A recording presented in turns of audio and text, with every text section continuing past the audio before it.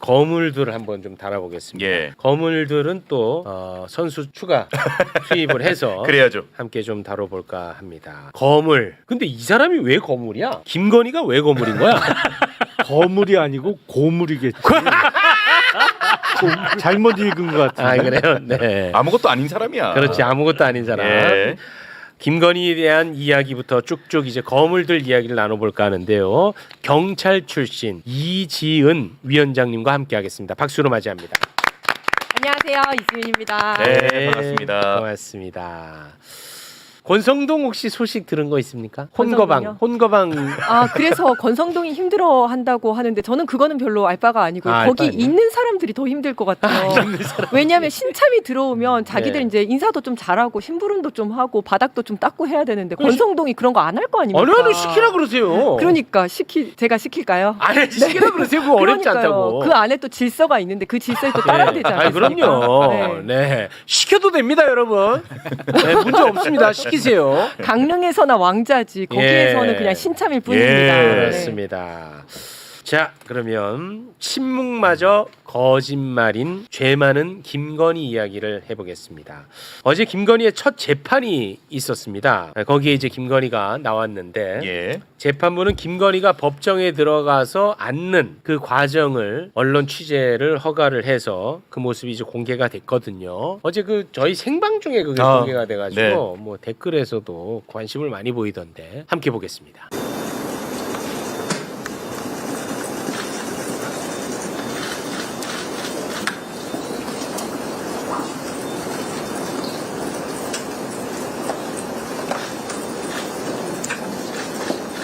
자리에 앉아주시죠.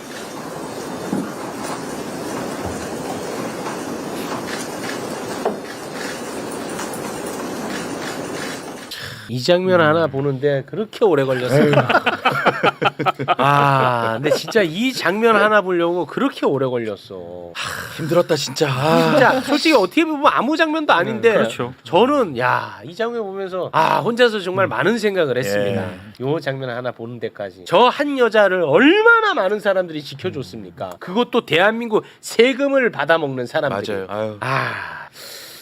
수영번호 4398. 4398. 이번에 그 달고 예. 나왔더라고요. 그러고 나서 이제 카메라를 다 뺐습니다. 여기서 그거 하나만 좀 여쭤보겠습니다. 아니 이렇게 중요한 재판인데 왜 이거 중계를 못하게 하는 거예요? 그러니까 우리나라는 공개 재판이 원칙인데 예. 거기서 공개의 의미는 사건 관계자가 아닌 일반 국민도 법정에 들어가서 방청을 할 수 있다는 의미에서의 네. 공개예요. 예, 그렇습니다. 그리고 어떤 그 중계, 방송을 통한 중계는 재판장의 이제 허락이 있어야 되는 네. 거죠. 근데 이제 그 재판 전 과정을 다 중계하는 경우에는 네. 거의 헌법재판, 특히 탄핵재판은 뭐 녹화 중계라도 그런 식으로 공개를 했는데 네. 일반 형사재판에서 그거를 다 중계한 일이 적이 없다는 거죠. 있나? 잘 기억이 없어요. 기억이 없죠. 그럼 그러니까 제가 그거 하나 물어볼게요. 김건희 같은 사람 본 적 있나요? 지금까지? 없죠. 그러면 답이 됐잖아요. 대답해봐요. 대답하세요. 그러니까 왜 안 되냐고요. 아니 네. 그래. 재판을 중계한 경우가 없었어. 오케이. 김건희 같은 죄 많은 여자 본 적이 있냐고. 없었지. 그러니까 하라고. 아니 그럼 날 일단 재판장을 시켜줘.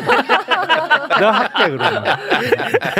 아니 근데 최욱임 씨님 주신 말씀을 한번 우리가 생각을 좀 해볼 필요가 있는 게 이게 그러니까 개인 정보나 어떤 보안사항에 해당되는 부분이 아닌 부분에 한해서는 네. 저 김건희에 대한 재판은 전 중계를 해야 된다고 봅니다. 아니 녹화 중계로 하면 되잖아요. 그러니까 우리가 헌법재판소도 그 심리 과정을 쭉 다 보면서 네. 아주 중요한 재판이기 때문에 그렇게 우리가 중계까지 다 하면서 국민들이 다 알 권리를 충족을 받잖아요. 그렇습니다. 그러니까 김건희 같은 경우도 그렇게 또 중요한 인물이고 또 윤석열도 마찬가지고요. 네. 이 정도 선에선 중계가 이루어지면 사실 재판부 입장에서 재판 똑바로 할 수밖에 없어요. 네, 그래서 그렇죠. 저는 중계를 좀 적극적으로 네.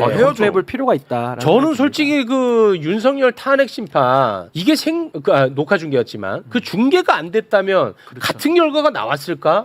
저는 굉장히 소름 돋거든요. 네. 그 생각하면 네. 오싹합니다. 그 중계의 힘이에요. 저도 굉장히 공감을 하는 게 지금 이제 내란 재판도 중계가 안 되고 있지 네, 않습니까? 그렇습니다. 그래서 사실은 내란 재판에 대해서 어떻게 뭐가 이루어지고 있는지 지금 국민들 관심에서 멀어지고 있어요. 그게 제일 기사가 문제야. 안 나오고 그게 있어요. 제일 지금. 문제예요. 네. 예. 그래서 우리는 지금 역사를 쓰고 있는 건데 네. 내란이 벌어졌고 국회의원들이 그거를 막았고 그다음에 국민들이 일어서서 이제 탄핵을 시키고 새로운 정부가 나타나서 그다음에 특검까지 갔는데 그다음에 재판이 아주 깜깜무소식인 거예요. 이러다가 만약에 무죄가 난다든지 아니면 뭐 공소 기각 결정이 난다든지 이렇게 됐을 때 이걸 어떻게 할 겁니까? 누가 책임질 겁니까? 그래서 이거를 반드시 역사에 남겨야 되고 네. 그래서 중계를 해야 된다라고 그렇습니다. 생각을 하고요. 그러니까 언론에서 난 이런 얘기를 좀 했으면 아니 좋겠어. 내란 재판의 예. 문제는 방청도 제한하고 있다는 그게 게 핵심이야. 맞습니다. 그건 더 네. 문제고. 그렇죠. 그거는 공개 원칙에도 위배되는 거죠. 위배되는 맞습니다. 헌법에 정해져 있습니다. 예. 재판 공개는. 근데 지금 뭐 매 이런 애들은 김건희 재치가 있니 없니 이런 얘기를 하는 거야. 왜 마스크 착용하고 나왔어? 마스크를 했니 안 했니 이딴 얘기를 하는 거야. 내가 네. 정말 수준 떨어져가지고. 그거는 명백히 사실과 다르다. 그래요? 채치가 아니고 그냥 신머리지. 아니 그리고 내란 재판 같은 경우에는 국민들이 직접적인 피해자인 거고요. 맞습니다. 그 김건희 같은 경우에는 실질적인 간접적인 피해자라고 볼 수 있습니다. 왜냐하면 매관매석을 해서 정말 네. 공무원들을 다 자기가 돈 주고 자기가 원하는 자리에 꽂아주고 한 거 아닙니까? 맞습니다. 그렇다면 이 공무원들이 거기 가서 국가와 국민을 위해서 열심히 일하려고 간 게 아니라 뭔가 해먹기 위해서 간 거잖아요. 정확합니다. 그러면 국민들은 정말 간접적인 피해자라고 봐야 되는 거거든요. 네. 그런 측면에서 저는 공개를 해야 된다고 생각을 하고요. 그런데 이제 제가 요거 보면서 조금 그래도 사법부가 달라졌다. 달라졌어요. 네, 예. 라고 느낀 거는 그건 맞아요. 직위원회 윤석열 첫 재판 때 요 사진도 허락하지 않았었잖아요. 그래서 국민들이 마구 비판을 했다가 두 번째 공판 때 그제서야 이제 공개를 했습니다. 맞아요. 네. 그리고 그때는 직위원이 윤석열한테 이름 뭐냐, 직업 뭐냐 이런 거 물어볼 때 이걸 인정신문이라고 합니다. 네. 이거를 설마 윤석열이 누군지 이름이 몰라서 묻겠습니까? 네. 그게 아니라 피고인이라면 누구든지 똑같이 그 자리에서 대답을 해야 되는 예. 거거든요. 음. 그런데 그것도 전직 대통령이죠라고 하면서 대신 대답을 해줬어요. 맞습니다. 그런데 이번에는 인정신문을 했죠. 네, 그거 잠깐 그러면서, 보겠습니다. 네. 자, 한번 소개를 좀 부탁드릴까요? 네, 인정신문 판사가 묻습니다. 현재 직업 없으신 거 맞나요? 그렇게 물으니까 김건희가 네, 무직입니다라고 답을 했고요. 본 적이 강상면 병상리가 맞나요라고 네. 묻습니다. 어. 그러니까 맞다고 얘기를 합니다. 이때 나는 김건희가 아시잖아요. 그쪽으로 종점 피웠잖아요. 그 다 알고 묻는 거지. 강상면 나 본 적 거기로 완전 휘어버렸잖아. 알고 묻는 거야. 에이 이거 나는 김건희가 이렇게 했으면 정상 참작. 예.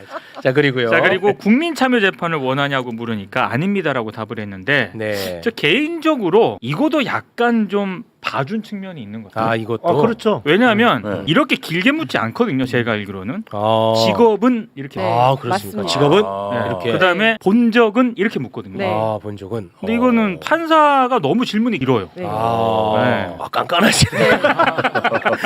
깐깐하시네. 다 짚어내시네. 아, 네. 근데 아니, 저는 맞습니다. 그래도 네. 그나마 이 재판부를 내가 막 비판하기가 어려운 게 뭐냐면 예. 그 지기현이에 비해서 이 재판부는 굉장히 신속하게 재판을 아. 끝내려는 의지가 있더라고요. 예. 11월부터는 일주일에 2번씩 한답니다. 두 번 한다 그러죠. 예, 2번씩. 사실은 그래서 공판 준비기일도 안 하겠다라고 했거든요. 공판 준비기 이제 변호인 측에서는 공판 준비기일을 해달라고 했을 겁니다. 예. 그런데 이거는 이제 의무 사항은 아니고 쟁점이 복잡하고 이럴 경우에는 공판 준비기일을 하는데 요게 이제 침대 재판을 하기 위해서 질질 끌려면 요것만으로 또 한 달까지 가거든요. 아. 그런데 그거 하지 않겠다.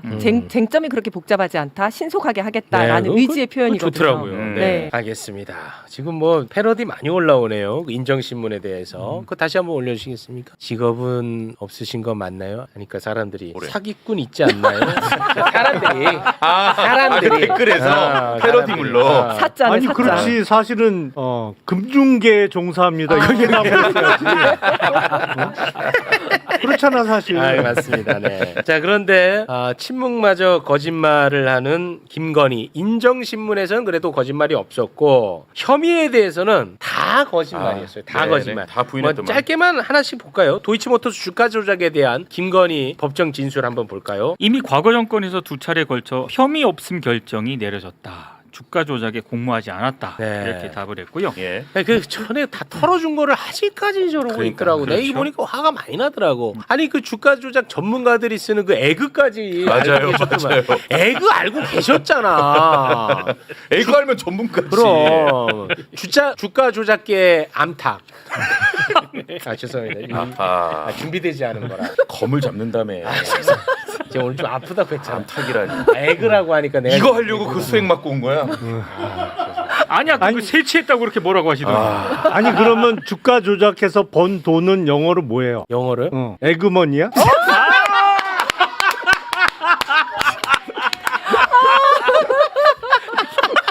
재밌었어요. 이거 매일 밤마다 짜시는 거 아니야 뭘 짜자. 자, 21만 명이 보고 있으니까.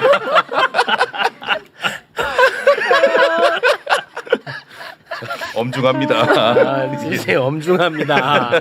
자 엄중해요. 아, 난 진짜 무슨 진짜 용어가 있는 나 줄 보고 알고 있는 줄 알고 상당히 위축되더라고.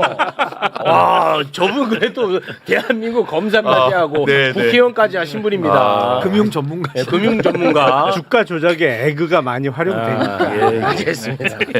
자, 그리고 명태균으로부터 2억 7천만 원 상당의 여론조사를 공짜로 받은 혐의가 또 있지 않습니까? 예. 그것과 관련해서는 뭐라고 이야기했습니까? 그 명태균이 개인적으로 실시한 여론조사 그 카카오톡으로 몇 차례 받아본 것에 불과하다라고 입장을 밝혔습니다. 네. 자, 그리고 통일교로부터 샤넬백 그리고 목걸이 등을 받은 혐의에 대해서는 뭐라고 얘기했나요? 윤영호로부터 샤넬 가방을 전달받은 사실도 없다. 그리고 언론 보도에 따르면 윤영호가 배달 사고가 있다는 식으로 전성배 건진에게 문자 메시지를 보낸 게 확인이 되는데 이게 그 사건의 실체가 아닐까 한다. 이거는 배달 사고일 수가 와. 없잖아. 김건희 씨가 윤영호하고 다이렉트로 통화를 했는데 어떻게 배달 사고나? 그리고 그 그라프 목걸이였나? 네. 그거 알 크다고 좋아했다며. 좋아했잖아. 왜 그래? 다 진짜. 거짓말이야, 다 거짓말. 아니 그리고 저는 아. 명태균 관련된 것도 진짜 김건희가 전 아직도 세상을 우습게 본다고 아는 예. 게 아니 카카오톡 몇 차례 지금 받은 거 가지고 됩니까? 김건희 육성이 나왔잖아요. 다 나왔잖아. 명태균하고 걱정 말고 잘 된다고. 네. 그러니까 지금 뭐 세상에 나온 증거가 수두룩 빽빽한데 여전히 거짓말을 지금 에이. 하고 있다. 네. 라고 봅니다. 그렇습니다. 자, 김건희는 뭐 이 정도로 저희가 정리하고요.